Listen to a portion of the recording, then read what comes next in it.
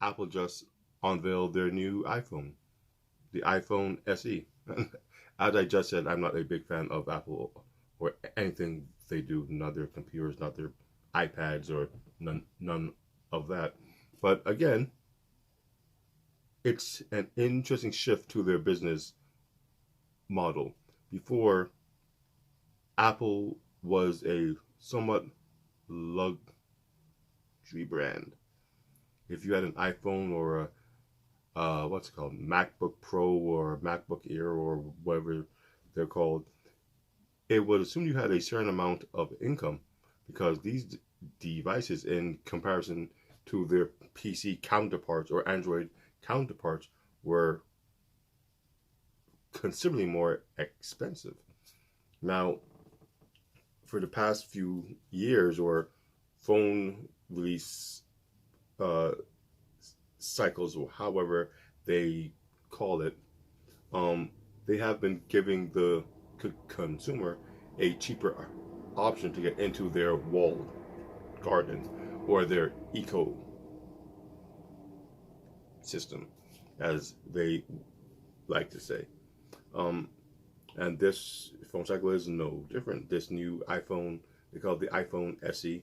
There was a iPhone SE a few years back, so this is the reincarnation of that line. Oh, or yeah, reincarnation, re-release. I don't know.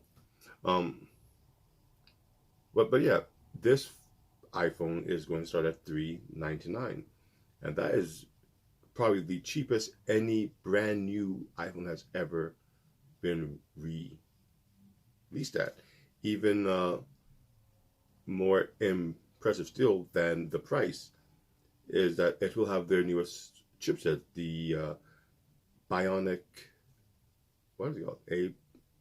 Apple Bionic 11 or A, no, A13. Yeah. What am I thinking? Yeah. I think the yeah, A13 Bionic, something along those lines. Yeah. But it's just make it easier. It's going to have the chipset from their current flagship phones, the iPhone 11 and the 11 Pro and the 11 Pro Max. Now those phones will run you easily 1,000 plus. I think they start at 1,000 and they go up to like 1,500.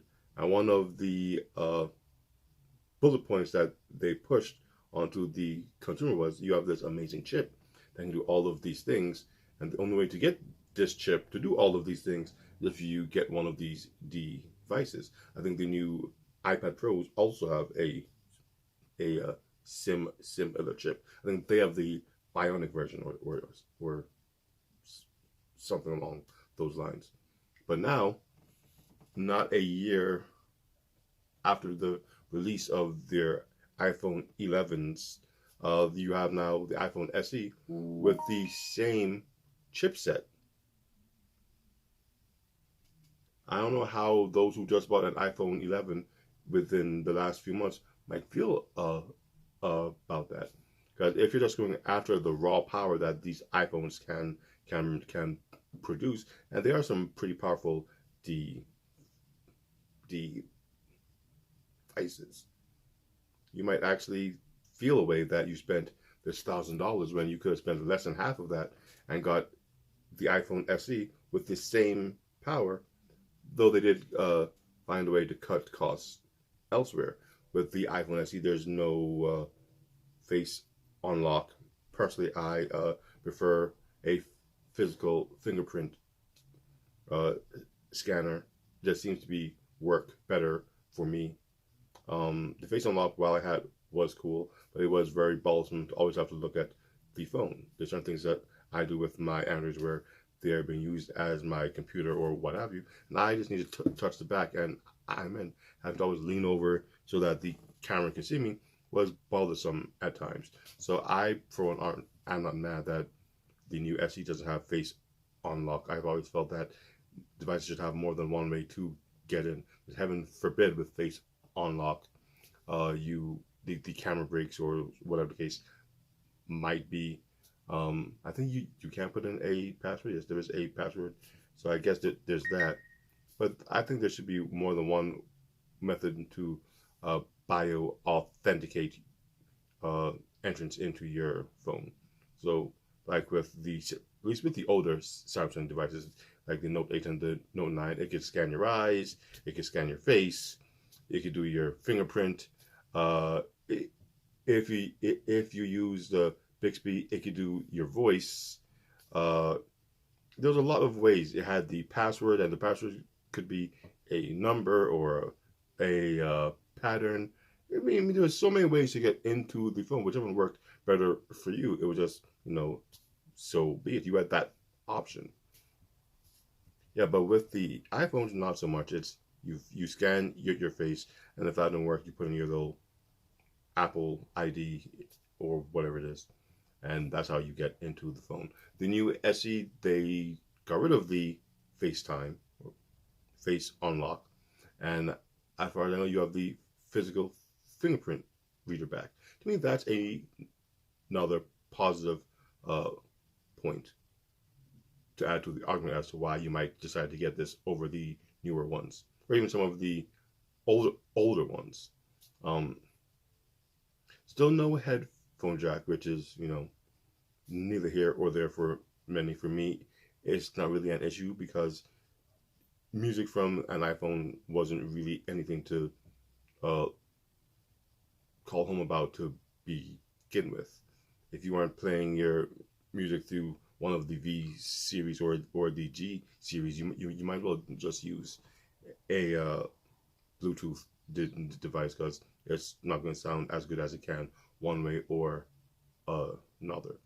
Um, I did hear that the iPhone SE does have Wi-Fi 6. So for those who have Wi-Fi 6 integrated into your home, you should with that phone you should get better connections and greater speed to surf the web and do your downloads and such. I don't know how many all the phones have Wi-Fi 6, but again, that's a pretty good bullet point. There's also, from when I went on the site, they have a trade-in offer for older phones. Um, Going back as far as the iPhone 6, if memory serves, I think you get like $50 off for an iPhone 6 and $80 off for an iPhone 6s, and then it goes up from there. I think if you trade in an iPhone 8 Max, you get like 180 bucks off or something like that. So that means you would end up paying just over $200 for a much more powerful phone that is similar to your current one if you have an iPhone 8 with much better internals. So you don't feel that bad about, oh, the phone I'm trading this one in for looks exactly like the one I'm going to get, but with better internals and it's faster and such.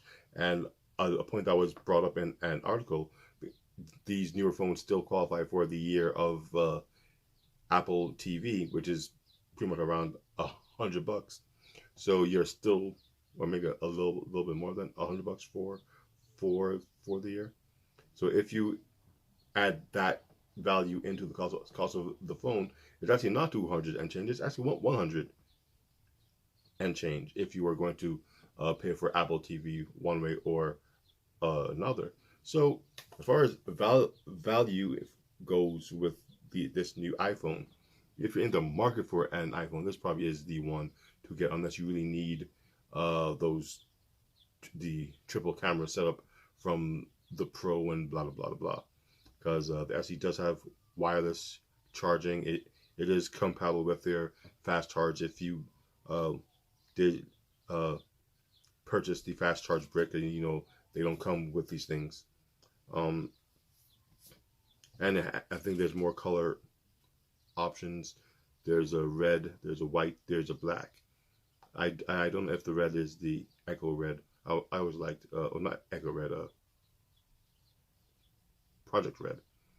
I always liked that little Project Red with the parentheses around the red. Thought that was a very nice design. Not a reason for me to go get an iPhone, but I give credit where credit is due. And when it comes to art and such and design, I'm a sucker for good design. But yeah, this is NG, And as it stands, my Galaxy Fold and other mobile phones for the time being, that's what I'm into.